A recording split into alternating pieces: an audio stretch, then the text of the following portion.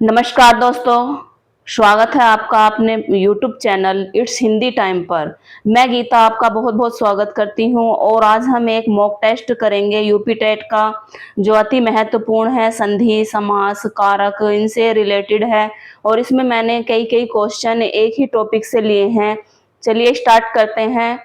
संधि, सबसे पहले यहाँ पर संधि का टॉपिक है विद्यालय शब्द में कौन सी संधि है। विद्यालय शब्द में यहाँ पर कौन सी संधि होगी? क्या गुण संधि होगी या फिर दीर्घ संधि या यण संधि या व्यंजन संधि? तो विद्यालय का क्या होता है? विद्यालय में होती है वृद्धि संधि, जहां पर ए और आ, देखो यहाँ पर हो जाएगा विद्या, विद्या प्लस आल्य,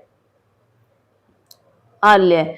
तो यहाँ पर विद्या का आ और आल्य का आ मिलकर बड़ा आ हो जाता है। जहां पर बड़ा आ आता है बीच में शब्द के, वहां पर वृद्धि संधि होती है। इसका आंसर हो जाएगा वृद्धि संधि। नेक्स्ट क्वेश्चन है हमारा, महेश का संधि विच्छेद क्या होगा?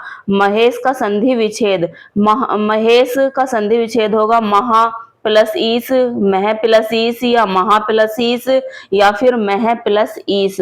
महेश का संधि विच्छेद होगा महा प्लस ईस। इसमें भी आ और ई मिले हैं तो इसमें गुण संधि हो जाती है, जहां पर पहला शब्द, पहला पद का आ मिलता है और आ के बाद अगर ई आ जाए तो वहां पर ए हो जाता है, ये वाला ए हो जाता है, उस पर एक मात्रा आती है शब्द पर ऐसे। तो यहाँ पर हमारा महेश हो जाएगा इसका संधि विच्छेद और इसमें गुण संधि होगी। नेक्स्ट क्वेश्चन हमारा नंबर 3 क्वेश्चन है, लोकोपार का सही संधि विच्छेद क्या होगा? लोकोपार, लोक धन उपकार या लोकोपार, लोक धन पकार या लोक पकार या लोकार?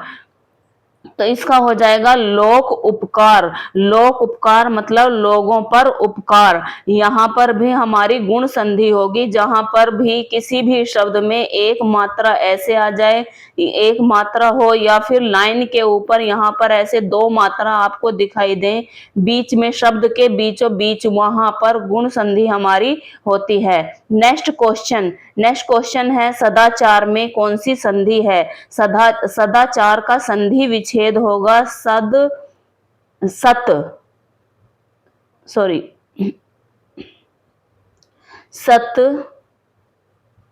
यहां पर हलंत आएगा प्लस आचार। तो इसमें क्या हो जाएगा, सत प्लस आचार का जो होगा, यहाँ पर देखो यहाँ व्यंजन आया है तो यहाँ पर व्यंजन संधि, मतलब यहाँ पर हलंत आया, जहां पर प्लस के पहले हलंत आ जाता है वहां पर व्यंजन संधि होती है। व्यंजन संधि होती है व्यंजन का स्वर से या स्वर का, जहां पर स्वर का व्यंजन का स्वर से या व्यंजन का व्यंजन से मेल होता है, वहां पर व्यंजन संधि होती है। नेक्स्ट क्वेश्चन, इसका आंसर हो जाएगा हमारा व्यंजन संधि number C. Next question, Ramanuj का संधि विच्छेद क्या होगा? रामानुज का संधि विच्छेद होगा रामधन अनुज या रामानुज अनुज या रामधन नुज या फिर रामधन नुज, रामाधन नुज। ठीक है, तो इसका आंसर हो जाएगा रामधन अनुज, राम का अनुज, इसका संधि विच्छेद होगा रामानुज। और इसका कारक, इसमें अगर कारक पूछ लिया जाए इस शब्द में, तो इस शब्द में हो जाएगा तत्पुरुष समास, संबंध तत्पुरुष समास। हमारा ये आंसर हो जाएगा रामानुज, मतलब राम प्लस अनुज। नेक्स्ट क्वेश्चन है हमारा संधि से, देवेंद्र का संधि विच्छेद क्या होगा? देवधन इंद्र होगा या देवे धन इंद्र होगा या देव प्लस वेंद्र होगा या देव प्लस इंद्र होगा? देवेंद्र का संधि विच्छेद हो जाएगा देव प्लस इंद्र देव प्लस इंद्र, इसका संधि विच्छेद हो जाएगा। जहां पर भी जैसे इसमें है देव प्लस इंद्र, तो जहां पर देखो इसका ए, पूर्व पद का ए और द्वितीय पद का ई जहां पर मिलेंगे, वहां पर हमें एक ही मात्रा, वहां पर ए बन जाता है, तो वहां पर ये मात्रा ऊपर हो जाती है। इसका ए और इसका ई मिलकर ए प्लस ए क्या हो जाएगा? आई ए हो जाएगा। तो यहाँ पर देवेंद्र में देवेंद्र इसका आंसर हो जाएगा, question number answer number first. Next question है हमारा, राजश्री में कौन सी संधि होगी? राजश्री में क्या गुण संधि है, वृद्धि संधि है, यण संधि है या फिर व्यंजन संधि है? राजश्री, राज और ऋषि, तो यहाँ पर अर हो जाएगा, ऐसे अर, राज का ए और री का री, तो अर बनेगा, यहाँ पर हमारी गुण संधि हो जाएगी। नेक्स्ट क्वेश्चन है, नरेश का संधि विच्छेद क्या होगा? नरेश का नर प्लस ईस या नरे प्लस है या नर प्लस ईश या न प्लस रेस।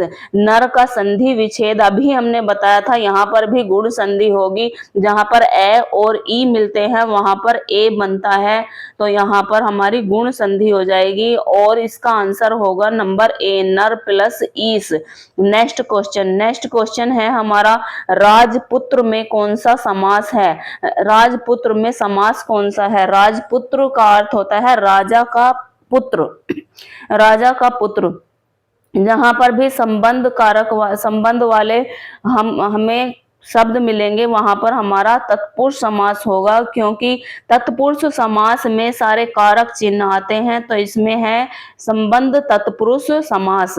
नेक्स्ट क्वेश्चन हमारा, नील कमल का समास क्या होगा? नील कमल में क्या कर्मधारय समास है या द्विगु समास है, बहुव्रीहि समास है या फिर अव्ययी भाव समास है? नील कमल, नीला है जो कमल, अर्थात क्या है वह नील कमल, नीला है जो कमल।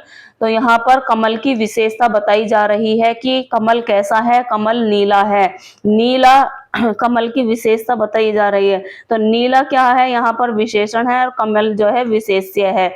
जहाँ पर विशेषण और विशेष्य वाले शब्द आते हैं वहां पर कर्मधारय समास होता है। इसका आंसर हो जाएगा नंबर 1। नेक्स्ट क्वेश्चन है, चतुर्भुज में कौन सा समास है? चतुर्भुज में कौन सा समास होगा? चतुर्भुज में क्या द्विगु समास है, द्वंद्व समास है या फिर कर्मधारय समास है या बहुव्रीहि समास है? देखिए इस शब्द को हम अच्छे से समझते हैं। चतुर्भुज में द्विगु समास भी होगा और बहुव्रीहि समास भी होगा, और लेकिन इसका जो मेन है, अगर हमें द्विगु समास और बहुव्रीहि समास दोनों दिए होंगे तो हम इस पे बहुव्रीहि समास पे टिक करेंगे, क्योंकि इसमें देखो बहुव्रीहि क्या है, बहुव्रीहि समास में होते हैं अगर प्रथम पद और जो उत्तर पद होता है उसमें कोई भी प्रधान ना हो और तीसरे पद को यहाँ पर अंकित वो किया जाता है, इंडिकेट किया जाता है। देखो चतुर्भुज का अर्थ होता है चार भुजाएं हैं जिसकी अर्थात विष्णु, जिसकी चार भुजाएं होती हैं, कौन होता है? विष्णु होता है। तो यहाँ पर दोनों पद अप्रधान है और तीसरे पद को यहाँ पर इंडिकेट किया जा रहा है, तो यहाँ पर हो जाएगा हमारा बहुव्रीहि समास। लेकिन जहाँ पर पहला पद संख्यावाची होता है और दूसरा पद उसकी संख्याओं का विशेषता बताता है, जैसे कि चतुर्भुज का अर्थ क्या है? चार भुजाओं का समाहार। तो द्विगु समास होता है हमारा चार भुजाओं का समाहार। इसमें चतुर्भुज में जो प्रथम हमारा पद है वह संख्याओं को बता रहा है कि यह चार भुजाओं का समाहार है, तो इसमें द्विगु समास भी हो सकता है। अगर इसमें कर्मधारय समास नहीं होगा तो हम जो है द्विगु समास पर टिक करेंगे, लेकिन अगर दोनों समास दिए हुए हैं, बहुव्रीहि भी और द्विगु समास भी, तो हम बहुव्रीहि को टिक करेंगे। नेक्स्ट क्वेश्चन है हमारा, यथाशक्ति किस समास का उदाहरण है? क्या अव्ययी भाव का है, द्वंद्व समास का है, तत्पुरुष का है या बहुव्रीहि का है? यथाशक्ति, शक्ति के अनुसार। तो जहां पर भी अव्ययी भाव जो होता है, अव्ययी भाव में अगर देखो यहाँ पर ये कौन से शब्द होते हैं, यथा क्या है, यह अव्यय शब्द है, विकारी शब्द है, इसका विकार नहीं हो सकता है। जहां भी जिस भी शब्द में हमें अव्यय शब्द मिलेंगे वहां पर अव्ययी भाव समास होगा। अव्ययी भाव समास में क्या, ये जो होते हैं पहला उपसर्ग वाले शब्द लगे हुए होते हैं, तो यहाँ पर हमारा अव्ययी भाव समास हो जाएगा। नेक्स्ट क्वेश्चन है हमारा, दिन रात में कौन सा समास है? दिन और रात दोनों पद जो है बराबर प्रधान होते हैं, दोनों पद प्रधान होते हैं किसमें? द्वंद्व समास में। तो यहाँ पर दोनों पद प्रधान है, दिन और रात। इसमें जो द्वंद्व समास होता है, द्वंद्व समास में दोनों पद प्रधान होते हैं और इसमें अथवा और आता है, इन्हें जैसे दिन और रात, दिन अथवा रात, ठीक है। तो यहाँ पर हमारा द्वंद्व समास हो जाएगा। नेक्स्ट क्वेश्चन है हमारा पंचवटी। पंचवटी किस समास का उदाहरण है? पंचवटी द्विगु का है, तत्पुरुष का है, द्वंद्व का है या फिर बहुव्रीहि का है? तो पंचवटी है पांच वट का समाहार। पंच मतलब पांच और वट होता है वृक्ष, पांच वृक्षों का समाहार। जहां पर भी ऐसे शब्द आ जाए हमें वहां पर होता है हमारा द्विगु समास। नेक्स्ट क्वेश्चन है हमारा महापुरुष का समास। महापुरुष में कौन सा समास होगा? बहुव्रीहि है। नेक्स्ट है 3 ऑप्शन आगे, या फिर कर्मधारय समास है, द्विगु समास है या फिर द्वंद्व समास है। तो हमारा था यहाँ पर कि महापुरुष का समास क्या होगा? महापुरुष में बहुव्रीहि समास तो नहीं होगा और इसमें होगा हमारा कर्मधारय समास। क्या हो जाएगा? कर्मधारय समास होगा महापुरुष में। महान है जो पुरुष, अर्थात महान जो पुरुष है, तो वहां पर पुरुष की विशेषता बताई जा रही है कि पुरुष कैसा है? महान है। जहां पर पहला पद विशेषण हो और दूसरा पद विशेष्य हो वहां पर कर्मधारय समास होता है। पहला पद दूसरे शब्द की विशेषता बताता है, वहां पर कर्मधारय समास होता है।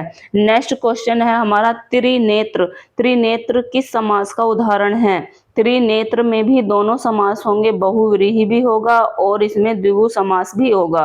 त्रिनेत्र, 3 नेत्र हैं जिसके, अर्थात वह है शिव जी। तो यहाँ पर हमारा मेन जो है वह है बहुव्रीहि समास। अगर ये दोनों समास इस जो शब्द में है तो वो होंगे हमारा, जो हम फर्स्ट वो देंगे, किसे देंगे? बहुव्रीहि समास को, ठीक है। लेकिन इसमें द्विगु समास भी हो सकता है क्योंकि 3 नेत्र का समाहार इसमें होगा, तो यहाँ पर द्विगु समास भी हो सकता है। लेकिन हम सबसे पहले इसी को बहुव्रीहि को टिक करेंगे। नेक्स्ट क्वेश्चन है हमारा अलंकार से। चरण कमल बंदो हरिराई में कौन सा अलंकार है? उपमा अलंकार है, रूपक है, अनुप्रास है या फिर यमक अलंकार है? चरण कमल बंदो हरिराई मतलब कमल जो है वह, चरण जो है वह कमल के समान नहीं है, कमल, चरण को कमल ही मान लिया गया है। तो जहां पर उपमेय और उपमान में अभेद रहित आरोप हो वहां पर रूपक अलंकार होता है, यहाँ पर रूपक अलंकार हो जाएगा। नेक्स्ट अलंकार है हमारा, नेक्स्ट क्वेश्चन है कनक कनकते सौगुनी मादकता अधिकाय। इसमें पूरा दिया हुआ है क्या है? कनक कनकते सौगुनी में कौन सा अलंकार है? यमक है, उपमा है, उत्प्रेक्षा है या आश्लेष अलंकार है? तो यहाँ पर हो जाएगा एक शब्द को 2 बार यहाँ पर आया है लेकिन उसका अर्थ अलग है। पहले यहाँ पर शब्द का कनक का अर्थ है धतूरा और दूसरे का अर्थ है सोना। धतूरा को, जब हम धतूरे को खाते हैं या धतूरा कोई मनुष्य खाता है तो उसे इतना नशा नहीं होता है, लेकिन जब सोना मिल जाता है उसमें धतूरे से भी 100 गुना नशा होता है। सोना जब किसी व्यक्ति को मिल जाता है तो वह पागल जैसा हो जाता है। तो यहाँ पर कनक के मतलब दोनों के अलग अलग अर्थ हैं, एक का धतूरा और एक का अर्थ है सोना। यहाँ पर हमारा हो जाएगा यमक अलंकार। नेक्स्ट क्वेश्चन है हमारा चारुचंद की चंचल किरणें। चारुचंद की चंचल किरणें में कौन सा अलंकार है? उपमा अलंकार है, अनुप्रास अलंकार है, यमक है या फिर रूपक है? चारुचंद की चंचल किरणें, तो यहाँ पर हो जाएगा हमारा अनुप्रास अलंकार। क्यों? क्योंकि जहाँ पर एक वर्ण की आवर्ती बार बार होती है वहां पर अनुप्रास अलंकार होता है। तो यहाँ पर चारु, चंद की, चंचल, चंचल, इनमें तीनों शब्द में एक ही वर्ण च वर्ण की आवर्ती बार बार हुई है, बार बार वह रिपीट हुआ है, तो इसमें हमारा अनुप्रास अलंकार हो जाएगा। नेक्स्ट क्वेश्चन है हमारा, मुख चंद्रमा के समान है, इसमें कौन सा अलंकार है? मुख चंद्रमा के समान है, उपमा अलंकार है इसमें, या रूपक अलंकार है, या सलेश अलंकार है, अतिशयोक्ति अलंकार है? मुख चंद्रमा के समान है, जब दो वस्तुओं में समानता जहां पर दिखाई जाती है वहां पर उपमा अलंकार होता है। दो वस्तुओं में जहां पर समानता हो वहां पर उपमा अलंकार होता है। तो मुख किसके समान दिखाई दे रहा है? चंद्रमा के समान दिखाई दे रहा है। नेक्स्ट क्वेश्चन है हमारा, पीपर पात सरिस मंडोला में कौन सा अलंकार है? पीपल के पत्ते के जैसा मन डोल रहा है, तो यहाँ पर भी क्या होगा हमारा? यहाँ पर भी उपमा अलंकार हो जाएगा। नेक्स्ट क्वेश्चन, चरण कमल में कौन सा समास है? चरण कैसे हैं? कमल हैं, चरण कमल के समान नहीं है। जहां पर समान, सरिस, शीस, सम शब्द आपको जिस भी वाक्य में आए वहां पर उपमा अलंकार होता है, लेकिन जहां पर उसे ऐसा ही मान लिया जाता है, चरण को यहाँ पर पैरों को कमल ही मान लिया गया है, यहाँ पर हमारा रूपक अलंकार हो जाएगा। नेक्स्ट क्वेश्चन है हमारा, रहीमन पानी राखिए में कौन सा? रहीमन पानी राखिए में पानी शब्द के विभिन्न अर्थों के कारण कौन सा अलंकार है? यहाँ पर हो जाएगा सलेश अलंकार। सलेश का अर्थ होता है चिपकना, जब एक ही शब्द के एक से अधिक कई अर्थ निकले वहां पर सलेश अलंकार होता है। यहाँ पर पानी के तीन अर्थ बताए गए हैं, पहला मोती, फिर मानुष, फिर चून। मोती का अर्थ होता है चमकना, और मानव का पानी से अर्थ बताया है वह बताया है स्वाभिमान से। जब मनुष्य को यहाँ पर कहा गया कि मनुष्य को अपना पानी यानी कि स्वाभिमान बचा के रखना चाहिए, अपना स्वाभिमान उसे कभी भी नहीं खोना चाहिए। और तीसरा अर्थ है यहाँ पर चून से। तो चून जो है, चून पानी के बिना बिल्कुल कुछ नहीं है, अगर पानी नहीं होगा तो चून का कोई भी महत्व नहीं बचता है। तो यहाँ पर हमारा सलेश अलंकार हो जाएगा। नेक्स्ट क्वेश्चन है हमारा नेक्स्ट क्वेश्चन, अग्नि का तद्भव क्या है? तद्भव और तत्सम से यहाँ पर शब्द पूछे गए हैं। अग्नि का तद्भव क्या होगा? तद्भव शब्द वे होते हैं जो संस्कृत से आते हैं और हिंदी में उनका बदला हुआ उनका रूप परिवर्तित हो जाता है, तो वो तद्भव शब्द होते हैं। जैसे अग्नि का क्या होगा? आग होगा, या अगिन होगा, अंगार होगा, या अगिया होगा।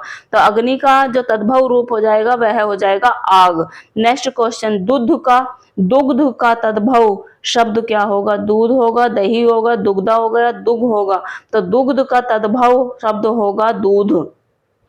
नेक्स्ट क्वेश्चन है हमारा, कर्ण का तद्भव रूप क्या होगा?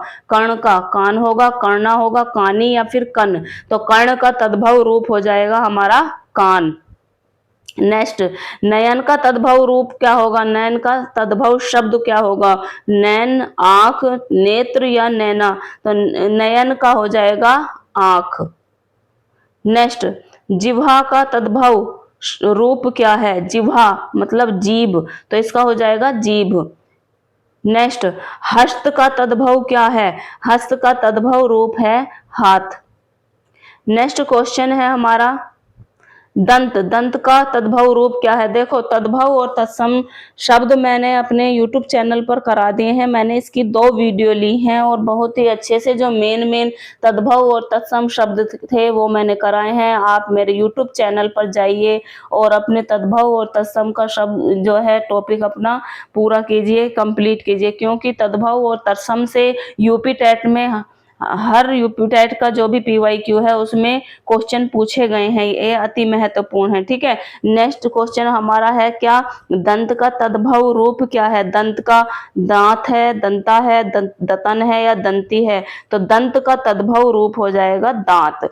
इस तरह से हमने 30 क्वेश्चन किए हैं तद्भव तत्सम से, अलंकार से, और समास से, कारक से, जो अति महत्वपूर्ण थे। ऐसे ही मैं मॉक टेस्ट आपको कराती रहूंगी। अब आपको अधिक से अधिक प्रैक्टिस करनी है, मॉक टेस्ट लगाइए, प्रैक्टिस कीजिए। अगर आपको इतना टाइम नहीं है कि आप पढ़िए तो इसे 1.5 पर कर कर आप देख सकते हैं, और अगर वीडियो को 2 से 3 बार आप देखेंगे तो आपके ये टॉपिक क्लियर हो जाएंगे।